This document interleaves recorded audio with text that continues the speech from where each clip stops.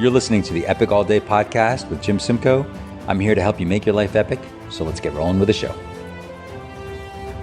Hey everybody, welcome to the Epic All Day podcast. This is Jim Simcoe. I am so stoked to have my friend Bronwyn Ison on the show today. How are you?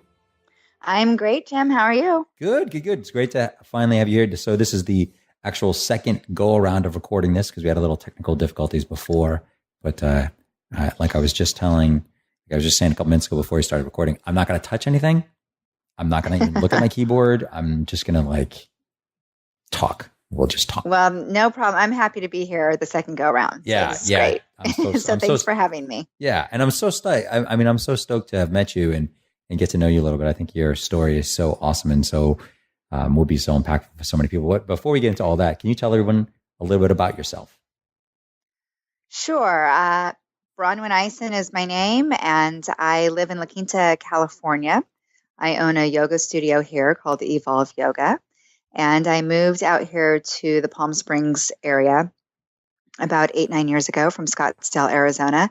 I would say that this is the desert here. Palm Springs area is home to me. I grew up the first 10 years of my life in Lake Tahoe, Nevada, and then I spent the other 11 years or so, 12 years, 15, I can't keep track anymore, here in the desert. And then I moved on to Arizona to go to Arizona State University to study broadcasting. So I have a broadcast journalism degree. Cool, very cool. And yes, and I've worked in media and used to anchor and report the news and all kinds of fun stuff and television hosting and speaking and yoga literally kind of just happened by accident. So that's a whole other story. Yeah, that's good. That's so cool. And I want to hear about that. And I want to get into that in a second, but so you grew up in Tahoe. So one of the questions I always like asking people is, what was high school like for you? What were some of the things,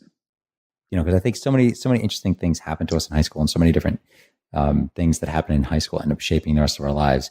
Can you share something like that from your high school experience? Sure. High school, I'll be real honest, was a little bit of a blur. I think my greatest highlights was that I was on the dance team. I was very active in school and extracurricular activities, clubs, and all that kind of stuff. And I met 4 of my very best girlfriends in high school, whom I'm still best friends with to today. That's so awesome. And I had a boyfriend in high school, so I had my heart broken. So I think that's, Me too. when you really do start to learn all those things. So it's horrible. Wouldn't it be so much better to learn it a different way than having your heart broken? Yes, and I've had my heart broken even more so after high school, but all that good preparation from high school is good. But yeah. That's crazy. All right. It's good. But the best thing from high school are my girlfriends, because they are the sisters I've never had. And I have a brother, but no sisters. And we communicate regularly. Like we're in touch all the time. Yeah, we talk all the time. And we've cried together, laughed, gotten angry with each other like sisters do, so we've had some good times. Right on. Cool. That's very cool. And that's cool to see when you have a long-term friendship like that after, you go through so many different things, right? Having kids and marriages and divorces and whatever else. It's just kind of cool when you can have somebody who's like, you have that history with. I mean, I know in my personal life, one of my best friends is, his name is Jim as well. We went to college together and we met freshman year, and, we could go months without talking, but when we do, we're right back into where we were back then. Cause each other. It's like you never left each other. Yeah. That's exactly the relationships I have with these girlfriends. Right. And you call each other on your bullshit and everything else. So it's just kind of a cool thing. Pretty much. At least we do. I don't recently know if did that. Yes. So I gotcha. Okay, cool. All right. So I want to get into, because I think your story is so fascinating. Tell us how you got, how did you go from being in Arizona, being involved in the mortgage business or being married to someone who's in the mortgage business and that whole world into starting your own yoga studio in La Quinta? Well, when I first moved to Arizona, I I was there to go to school. So I Right. had a great college experience at Arizona State. Not long after I graduated, I met my now ex-husband, and he and I, he was in the car business at the time. And then we got married. He was still in the car business, and he came home one day and said, "Hey, I want to try this mortgage thing." Okay. And And when I was was like, this? What well, was this when everything was kind of blowing up? oh, geez. Yeah, things were blowing up for Okay. sure. This was not even at the height of the market. This is kind of like when things really started to catch momentum. Gotcha. Okay. And so, and he caught momentum, and he caught it fast, and he was successful very, very quickly. Worked for a company and then opened up his own mortgage company and hired a bunch of people. So it was really, really, really quick. And so with all of that, it was very fast, very, very fast paced life. And here I was, 30, 32 years old, living what I think is a very unrealistic lifestyle for most people. On the outside, people looking at it going, "Oh, you had it all." I had the big house, the multi-million-dollar house, and then the cars, and now the kids, and it just looked like I had everything working. But what wasn't really working was the marriage. So, lo and behold, the marriage wasn't working, and that's a whole other story. But the marriage wasn't working, and when the market crashed, we lost everything. Wow. So that was absolutely devastating. When I say we lost everything, I mean everything. So while I was married to my ex-husband, I got into yoga, or even before that, I got into yoga. Or no, I had my foot injury. I had a very bad foot injury that I had to have surgery, and it was called a sesamoidectomy, where they had to remove a bone from the ball of my foot. My goodness. So post therapy, physical therapy, the therapist had said to me, "Hey, I think you should try yoga." So we belonged to a gym at the time that was very, very nice, and they offered yoga there, and I was able to be connected with some of the greatest teachers, even today, and who have made it very, very big in the yoga industry. And so, and before that, just before that, I was anchoring and reporting the news. Oh, really? So yeah, I was working, and then I was also doing yoga like when I could catch a workout, because I didn't have kids yet. So all of this is pre-kids. Okay. So I kind of am jumping around here a little bit. That's but okay. Pre-kids, I was doing yoga and working in broadcasting. And then even before my children, I said, "Hey, you know what?" Because my ex-husband was like, "This whole broadcasting thing, this isn't really working for me. I mean, you don't have to work. Why don't you just stay home?" And I said, "Well, if I'm going to give all that up, I want to be able to, I got to be able to have children. Like, let's have kids." So he's Right. like, "Okay," because I needed something to do. Right. I guess you could say. Well, and that, and that's a credit to you, because a lot of people would just, sit on their ass and be like, "Sure, I'll sit home and not work and not do anything." No, Sounds so great. I just started doing yoga, and I loved it, and I stepped on that mat, and I've never stepped off now, almost 20 years later, and it's been absolutely wonderful. But when everything crashed, circling back around to that, I was like, "Oh my gosh, this is crazy," because now I had kids, I hadn't worked almost 5 years. I'm like, "Oh my gosh, I have like no job experience, and how am Right. I ever going to get a job in this horrible market?" So I knew how to do two things, and that was teach yoga and broadcasting. Because right after I started doing a lot of yoga, I gone to one of my teachers and said, "Hey, I want to teach yoga. What do you think?" And she said, "Yeah, go for it." So I was teaching yoga before I had my kids. In fact, I taught all the way up in my first pregnancy until I was about seven months. Wow. And Wow. 7, 8 months. Yeah. So I knew how to teach yoga, and I knew broadcasting. So when everything crashed, which was like 2008, Yeah. I had my first daughter in 2004, my second one in 2007. So it was really starting to not be so great even in 2007. That's Right. when that whole trickle, it was starting to just go down. But I was really not, I was so focused on my children, and it was focused on my marriage not working. And, it just, everything, it came at me like just a ton of bricks. And I kept hearing from him, it's all going to work out. It's all going to work out. Well, next thing you know, there's the notice on the door that my house is going into foreclosure. Wow. I had to turn in, without any notice. There was times I'd come home, the electricity wasn't on, because at some point I did tell him, it's time for you to move, because there were other things that were going on in the relationship that it wasn't right for him to be in the home anymore. Gotcha. So I stayed in the home, he left, and I was there by myself. And then, like I said, there were times I'd come home and there's no electricity.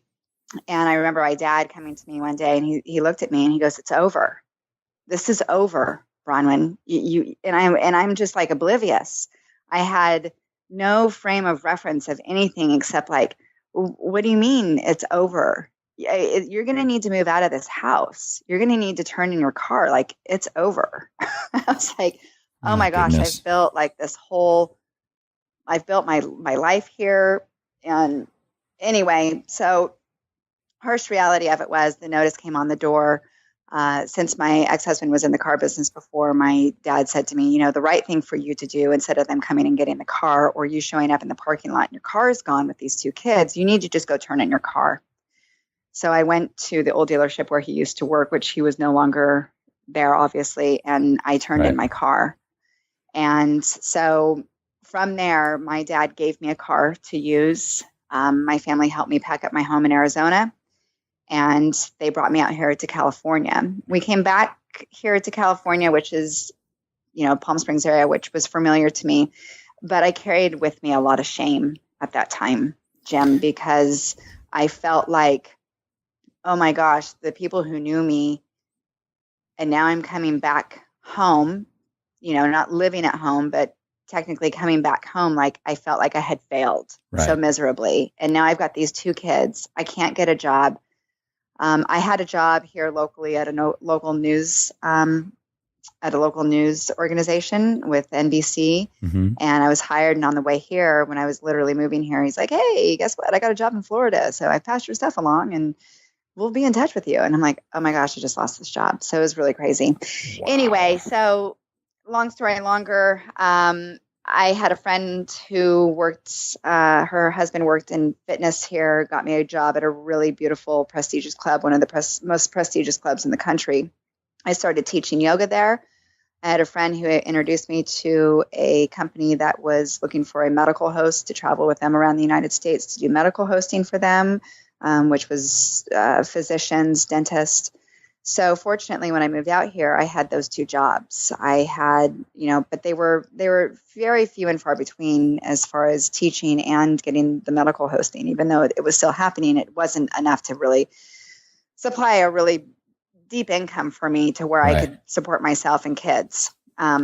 So that led to me, after about being here a month and a half or two, my parents saying, "Hey, this is over too. Like, we can't help you anymore. Like, this is done. We paid for all your moving expenses here. Like, you got to figure this out." And meanwhile, I'm in a funk. I'm shamed. I feel horrible about myself. Plus, I was fighting an upper respiratory disease called coccidiomycosis. So I was very, very ill at the time on top of it all. So I had to go on food stamps and state assistance. And that was a very humbling time.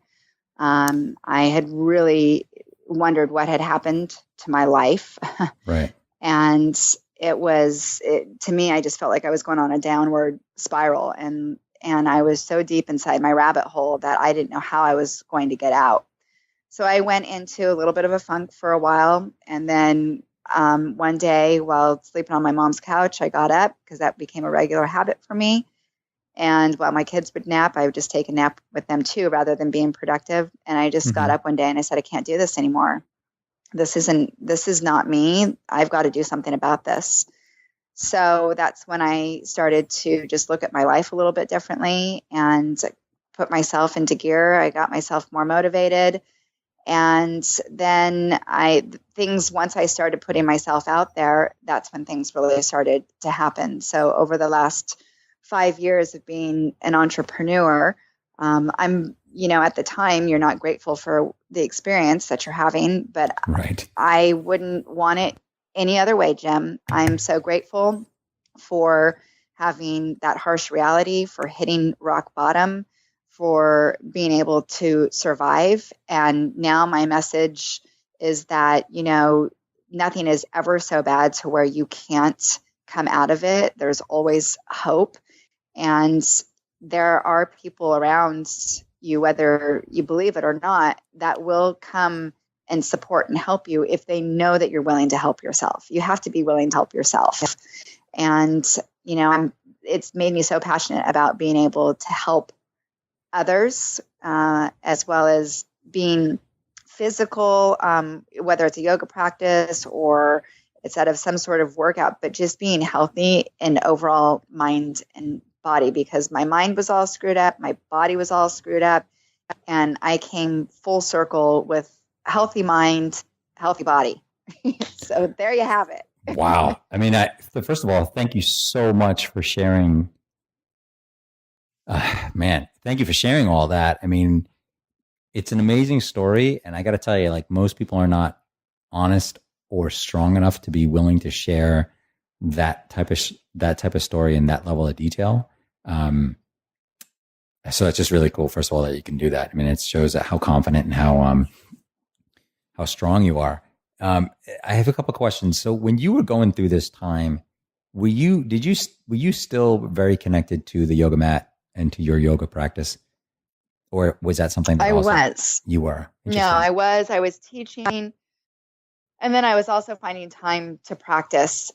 And I always say that there are some really important components that got me through my hard times. And that was my faith, my family, my friends, and my yoga practice. Okay. And my mat was a place where I felt like where I could breathe.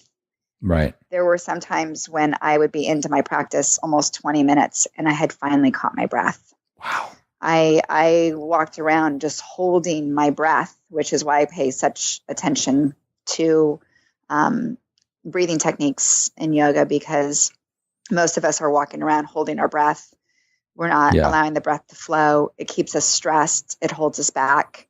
It's not healthy for your entire system, No, it's for your overall health. We need the oxygen. And so, my yoga practice, I was still practicing. My yoga practice was not as strong as it is now, but I was starting to get back on track. That's awesome. That's so cool. And I think you're so right about the breath. I mean, and I should mention to those of you who are listening, Bronwyn is going to be, she's one of our featured speakers at the Hero Up Summit in a couple of weeks in San Diego. And man, I'm excited for the whole event. I'm so excited for your portion, because I think it's just going to be fantastic. And you're going to be able to really help people who are going to be there. So I'm stoked. Well, thank you. Yeah, I'm really excited to be a part of it. And thank you for inviting me. Yeah, and I know that you have some other really wonderful guests that will be there. And, yep. So breath is something that, anyone who's planning on coming, breath is something that I'm going to accentuate while I'm there with everyone. Yeah, I noticed, it's funny, even, in my life, I find that there are times when, when you've got 50 things going on. I mean, I'm married and I've got 2 daughters and 2 dogs and 2 cats, and I run a business, and, I've got a bunch of different things. Sometimes I feel myself the same way. And I'm just breathing shallower. And then I catch myself. Short and shallow. Short and shallow. And I'm like, what am I doing? Like, and then I take I take a few deep breaths and kind of calm down a little bit. And I feel so much better. So I think that's really, really, really key. So along those lines, so you open this yoga studio, if you had to nail it down to one thing, what do you find, what do you believe to be your purpose in the world? Like, what is your why? What do you do, or why do you do what you do? Well, it's that I feel very motivated to inspire others, so that they can really recognize their personal greatness and who they are and why they're unique. We each have a talent, that we're all very, very special, and more so than anything, to have the confidence to believe in themselves, because when we believe in ourselves, others will believe in us too. Right. And so my why, I guess you could say, is to inspire. I am very passionate about what I do, and I know that because I'm passionate, it inspires me to even be better for other people. That's what I do every day.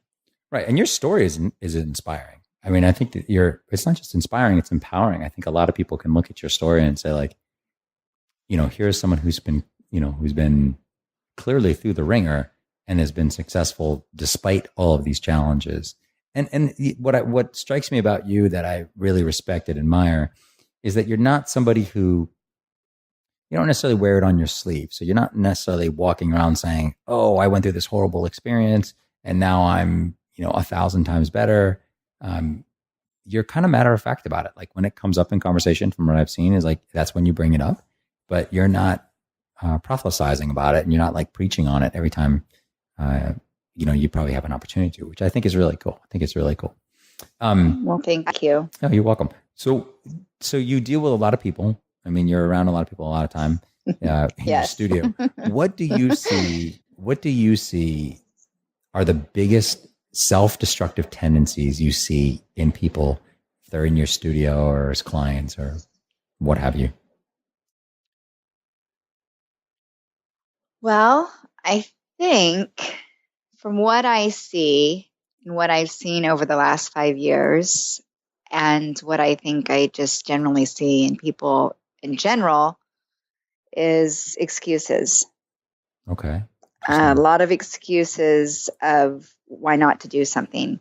Oh, I couldn't show up because of this. I couldn't keep to my diet because of that.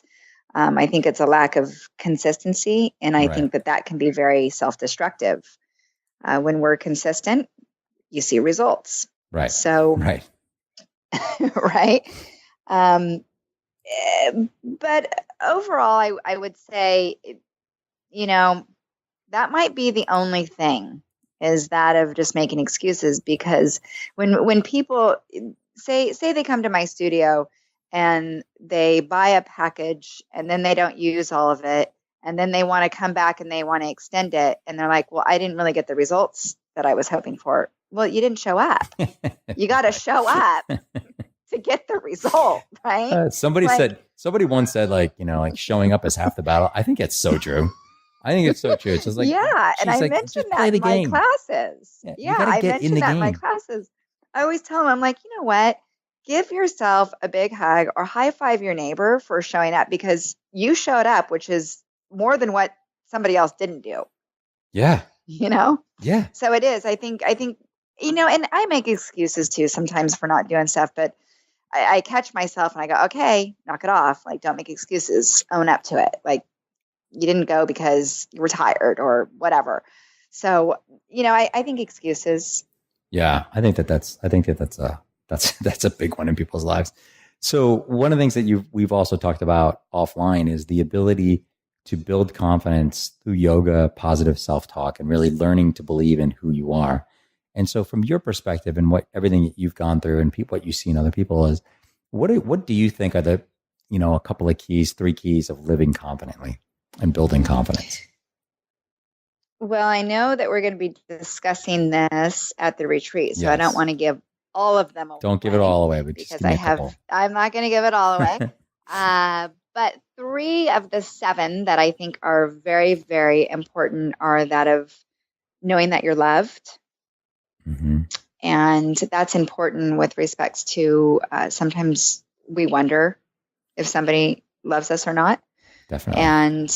And we shouldn't have to question that. And sometimes we're desiring so badly for someone to love us. And sometimes that person isn't capable of loving you. Like, I was in a relationship after my marriage that was 2.5 years. I was engaged. And at the end of the day, I wanted him so badly to love me the way that I loved him. But I also learned he just wasn't capable. So when someone's not capable of doing it, of loving you back, then you have to set them free. Yeah, and that's a very hard thing. There's not much you can do. And you don't want to be around someone like that, because then it's holding you back from the right person who could really love you. And that's what you want, is to be loved. So knowing that you're loved. The second one would be to live fearless. Mm, And I like that. that's a scary thing to do. Right? So to live fearless, and I'd have to say, even opening my yoga studio, I had to be in a fearless state of mind, because the way I opened my yoga studio was ridiculous. I mean, I did it on an absolute shoestring budget, and I had to have no fear. And after careful research of how it would potentially come together, and it all has, and it's still thriving and doing really well. But had I let fear hold me back, you and I wouldn't be having this conversation. Right. So to live fearless, and when I say live fearless, I'm saying do it responsibly. Sure. Don't be irresponsible with what you're doing. Sure. But to live fearless, like if you have an idea, you've got a passion, go for it. Go for it. I mean, I had a guy come into my studio today, and he's telling me about his dreams and his goals. And he's like, I could have gone back into real estate, but I love teaching golf, and this is what I love to do. And I said, you know what? I admire you for going for what you want and what you love. I think that's great, because otherwise you would have been miserable. Right. All because he would have been fearful of not being able to make it teaching golf. So I really appreciated that. The third one would be, and this one I really, really love, and it's recovering from your setbacks. Wow. And to live confidently. Yeah. Tell me about that. To be able, we fall down, we trip, all the time. My setback that I had of losing everything, it's not going to be my last setback in life. But I always like to describe it that once you have that setback and you're able to recover, you've got a tool belt now. Before, you just maybe had a belt. Right. But now you've got so many different tools in that tool belt that you can whip those things out, and now you're ready for your next experience. It doesn't mean that you're not going to have another setback, but it may not ever be as big as the very first one that you ever had. Right. So I think recovering from setbacks is one way to really, truly live confidently, because you know that you can recover from it. You've got to come out of it. Yeah. Right. I think that's key, because I think that, and I talk about this a lot, but I think that there's a huge difference between shooting for success versus shooting for perfection, right? Like people who shoot for perfection are continuously letting themselves down. And when you shoot for success, you're opening yourself up for failure, small failures, big failures here and there. But if your ultimate goal is for success, then you're not worried about getting scarred up. You're not worried about getting dirty, and you're not worried about the journey as much as you are as the end goal and what you're trying to achieve. And I think personally, that's the biggest thing I see from people that, I work with, or people who are coming to the event, is that they many times are shooting to be perfect. And they are, because society. And whose perfect is it? They're perfect. Yeah, exactly. Well, the thing is, who are you trying to measure up to? Totally. And we all, and especially with the insidious nature of social media to some extent, is that when you go on Instagram, you go on Facebook, you see every single one of your Facebook friends, or 95% of them, you see their best life. You see the best moments of their best life when they've got perfect food, or where their kids look cute and their kid's hair is combed and everything is everybody's smiling, everybody's happy. But you don't see that kid when he's throwing a bowl of spaghetti against the wall, or when the husband your husband wakes up and he's, he looks horrible and you're in a fight, for whatever reason. Nobody ever posts that stuff. It's always oh, look at my beautiful family, and look at how awesome we are. And look at this wonderful avocado quinoa salad I made that took 17 hours. And, probably didn't even taste any good. And I'm going to take a picture of it, put it on Instagram, because everyone else does that. I mean, that's the thing, is I think part of living, to your point about that, is the ability to recover from setbacks is the ability to shoot for success over perfection. And when you can let go of perfection and realize that, yeah, you, like you're saying, like you're going to have setbacks and things are going to go bad and things are going to happen. A, you're being realistic, right? You're setting a realistic bar for your life. And then B, you're preparing ahead of time for something that's probably going to happen. So you're going to be able to manage it better. It's like, the old adage, 1,000 years ago when I was in the dating world, I had kind of this running thing with a couple of my friends where I was like, well, I'm going to take this girl out. I don't know her. The best thing that happens is we get along and we have a great time and, we're going to date for however long. Right. But the worst thing happens is that I'm going to go to this restaurant and they have a really good shrimp scampi and I'm going to have a great meal. And even if I can't stand her or she doesn't like me or there's no connection or whatever, the absolute worst case scenario is that I'm going to get a good meal out of it. So you kind of go into it with like a lower bar.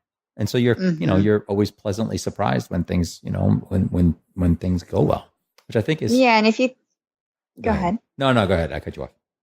Well, no. And when you think about it, Jim, it's like, it takes there's so much effort that's required in trying to be perfect. Oh my God. It's insane.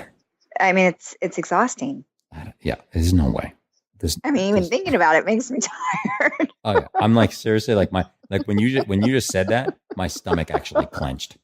It really did. Yeah. Cause I used to be like the perfect dude at work and the perfect, I think in the beginning of, I've been married 15 years, beginning of our marriage, I really wanted to be the perfect husband. And by that, I mean like trying to get every single thing right. And really in many ways, not really being myself. And kind of what I learned was like, that's not really the guy my wife fell in love with. It's also not the guy that I am, and so like, I almost feel like when you're always exhibiting that perfection or shooting for that perfection, to some extent, it's almost dishonest in a little bit of a way. Like me telling in the beginning, me telling my wife that I love to hike and, I love going to, really hot yoga and I love eating salad. Like that might be a perfect way to live, but it's totally not true. Like I can't stand hiking. No offense to anyone who hikes. I think a lot of people love it, but I've had numerous knee surgeries. So hiking is not my thing. And I realized that once I let go of that ability, or to me, that desire to be perfect, everything just got way better because I was way more honest about it. And I think that, and I think I have the luckiest out of everybody. I'm a white, sort of brown, more brown than white guy in America. Like I can't imagine the stuff that women go through, in terms of the way society wants women to be perfect in how you look, how you act, everything else. Like I can't even imagine it. Like as guys, the bar for us perfection wise is set so low compared to where it is for women. I think that's got to be a tough thing. Yeah. I'm just glad that I have a significant, and I'm just glad that I don't have to,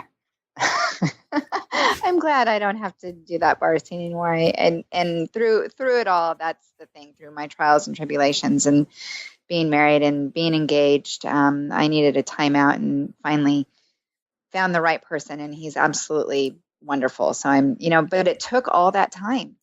It took all that time. It takes a long time, but I had to go through all of my loss to understand what it's like to truly gain, to really understand and appreciate a good person. Right. Because you can appreciate it more once you've been through the hellhole of some other relationships. That's a very good description. It is a hellhole. I've been in that situation. I mean, like, you talk about before about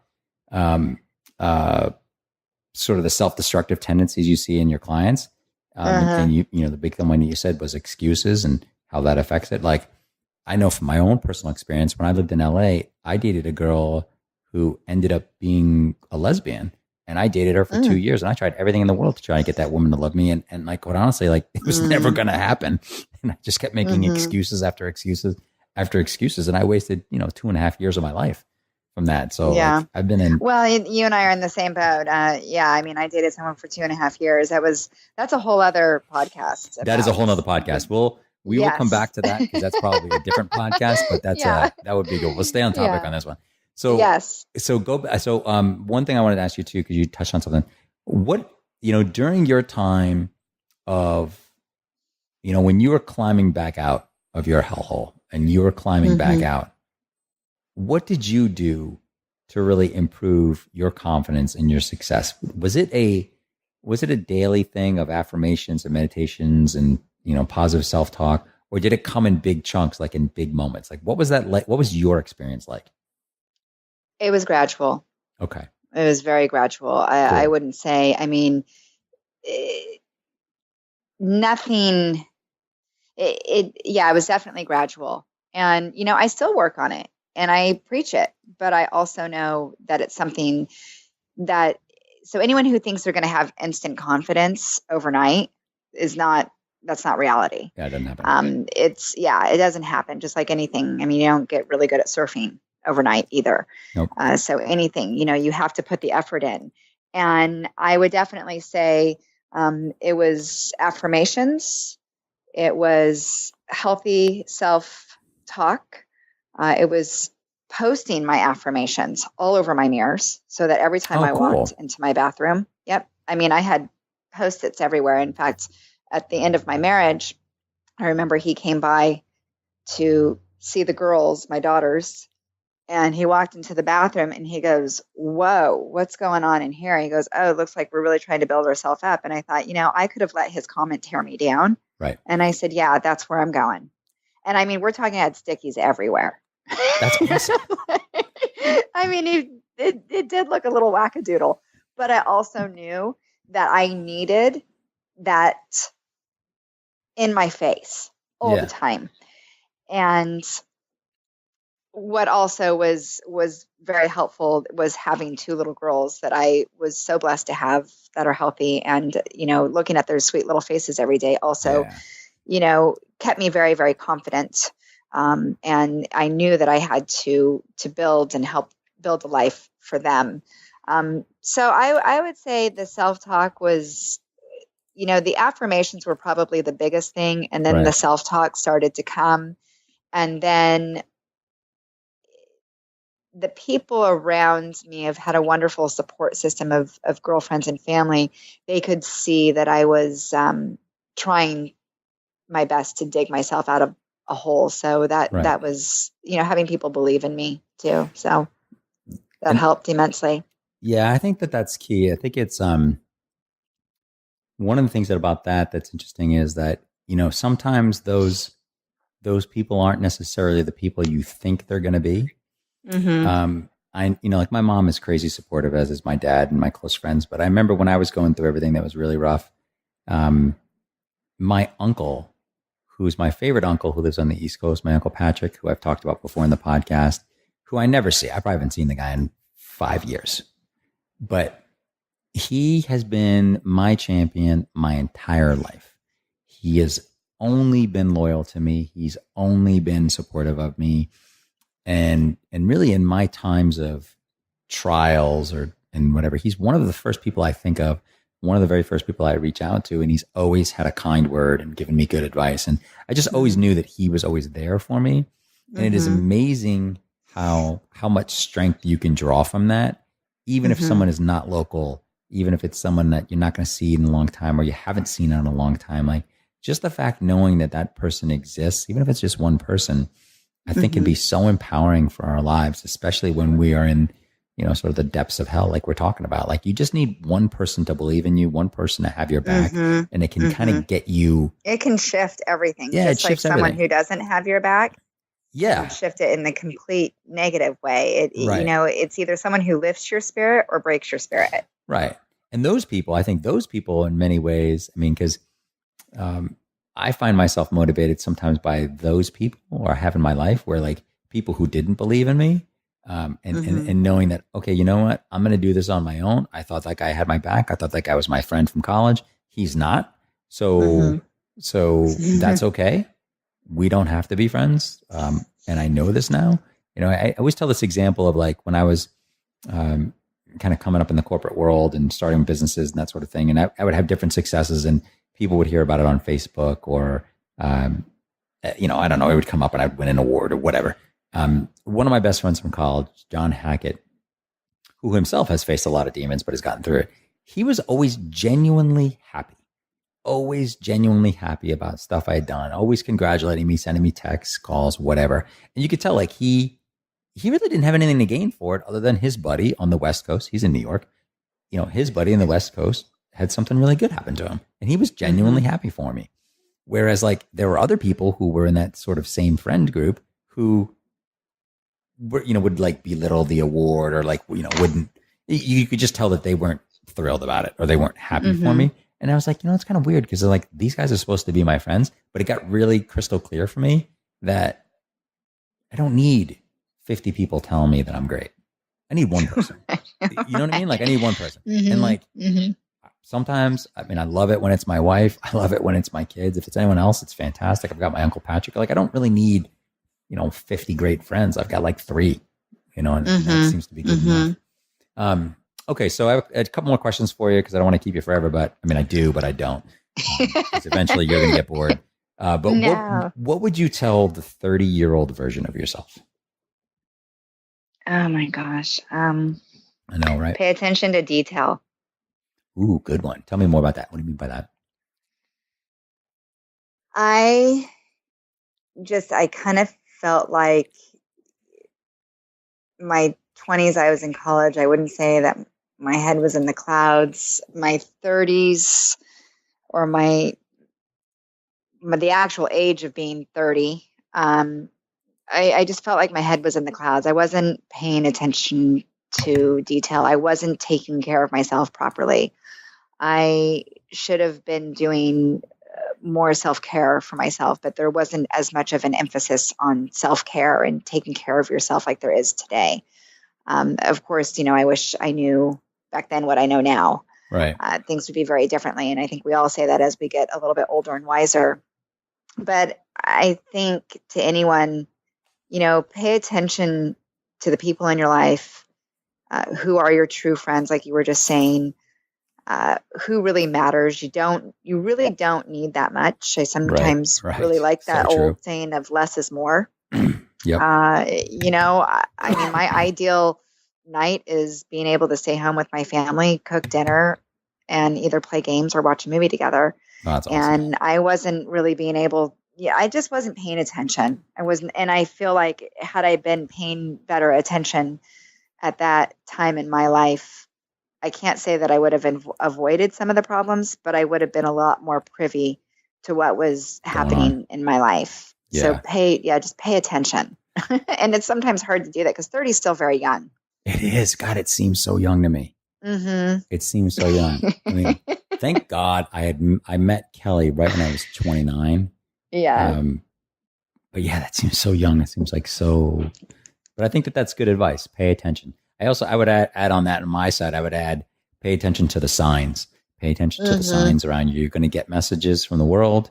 Some of them you're going to act on because you're going to be awake to them. Other ones you're not, and you're just going to completely miss opportunities or you're just going to do what you want to do, and then you're going to learn your lesson. You're going to learn your lesson, and some lessons are super easy, and some lessons are you learn them over and over again, and they're super painful, which is unfortunate, but that is what it is. All right, 2 more questions or 3 more questions for you. So, you are one of the strongest, most empowered women that I know. Oh, thank you. And I come from a single mom who raised me when, we were the same thing, on food stamps, state assistance, put herself through school, got her master's at night while working full time as a social worker. So, and one of the things I like is when I have the ability and when I'm honored enough to talk to someone who's so empowered. There are other female listeners listening right now, right, who maybe aren't feeling as confident or as strong or as empowered as you. What advice would you give them? Well, I think every woman desires to be sexy. And I think one of the sexiest things that we can project is our confidence.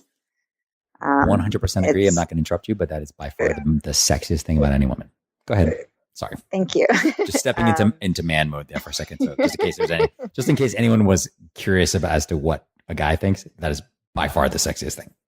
I'm glad that you agree, Jen. This is great. Without a doubt. I think that's very powerful. I think that it's not only a key to personal success, but it's that of professional success as well. And, it goes back to, how can you expect anybody else to believe in you or want to be a part of your life and your world if you're not exuding confidence? Because we all like to be around confident people, right. and people who we all think have their crap together, or right. We like to surround ourselves with like-minded people. And so I would say, that anyone who is listening and who's on the fence about coming to the retreat, they need to come to this retreat. Yeah, definitely. Because just hop off the fence and go for it. Exactly. Because I think the whole weekend is going to be just, like I said, it's not going to happen overnight. Nope. But I think anyone who comes is going to feel very, very empowered, because we all have a story, and anyone who's coming, they have a story. But you don't, it's not who you are. Your story is not who you are. Right. It's stuff that happened to you, and more stuff is going to happen, but it doesn't mean that you can't go out into this world and be more confident. Right. Totally agree. Last question for you. Who inspires you? Who are your heroes? No, my little girls. Those little girls. What are their names? Brielle and Brina.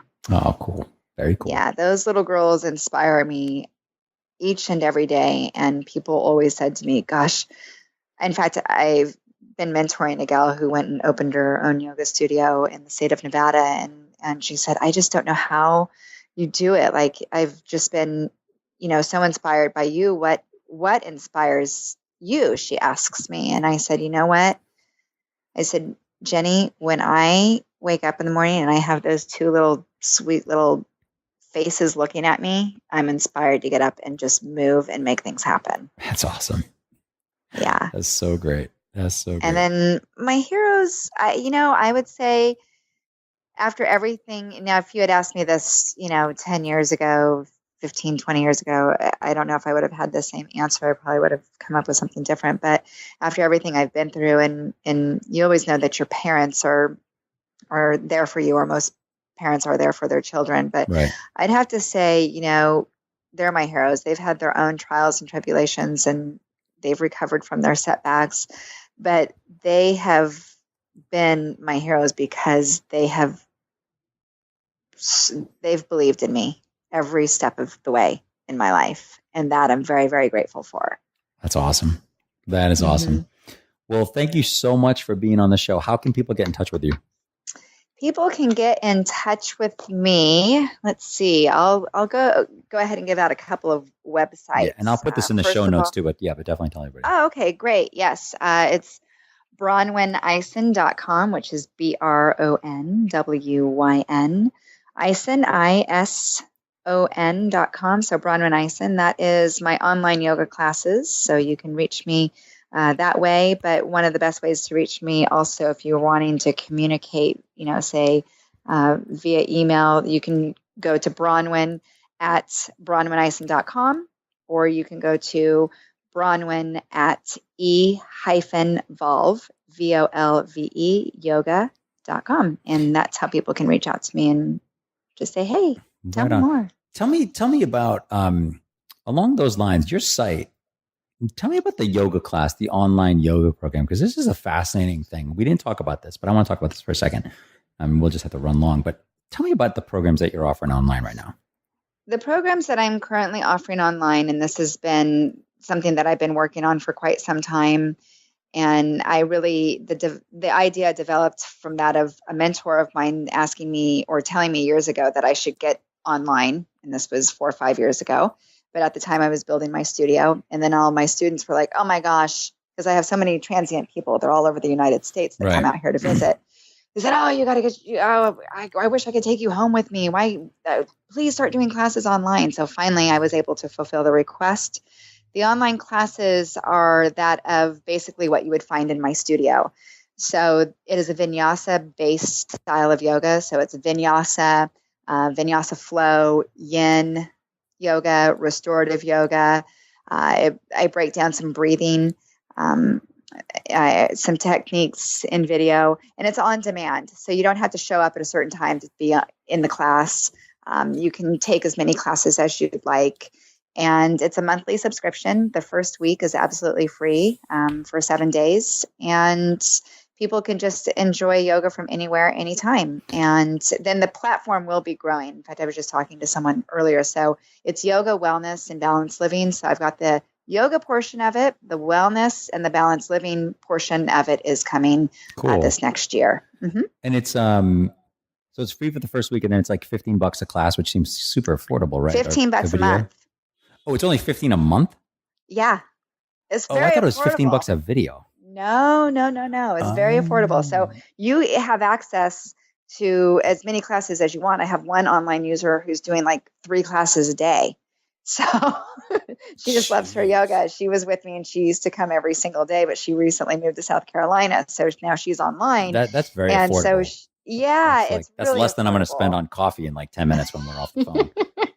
Unfortunately. Exactly. So it's $15 a month. And I upload videos each and every month, anywhere from 8 to 10 videos. So I have a whole new round of videos coming out here November 1st. And some of the videos are a little bit longer than the last time. But yeah, you can keep, and then you can go back and you can watch it and you can pause it. And if you want to rewatch something or break it down. And I'm going to check it out. Yeah, that sounds cool. good. I didn't realize it was only $15 a month. For some reason, I was thinking it was $15 a class, or 15 a video, which made sense. Like I was like, all right, that makes sense. The same thing as going to a class, just through the convenience. Now it's $15 a month. Yeah, Very which nice. is very, very affordable. So some of my in-studio users actually, or in-studio clients, they actually do the online. And so they're online users. And then when they can't make it to class, and they just hop online. Wow, that's super cool. I like that. Yeah, so it's fun. And that's on your main site, right? BronwynIson.com. Yeah. Yep. Yes, Okay. it is. And it's on my Evolve Yoga site as well. So people can download video. It'll take them right there. So it's really, really easy. It's super fun. I'm having a great time doing it. Yeah. And it's a blast. Yes. Awesome. Well, thank you so much for being on the podcast. Jim, this has been such a pleasure. And I appreciate you taking the time. And I can't wait for the retreat next month. It's going to be so and awesome. It's going to be really, really fun. So again, if anyone's on the fence, they need to. That's right. Yep. Yes. Thank you. Okay. All right, Jim. Thanks. Have a great day. Hey, thanks for checking out the show today. For show notes, event updates, and tons of other free stuff, check out epicallday.com. And if you would, I would love it if you were able to leave a review on iTunes, as this really helps other people find our show. Thanks a ton. I appreciate you listening, and I'll talk to you soon.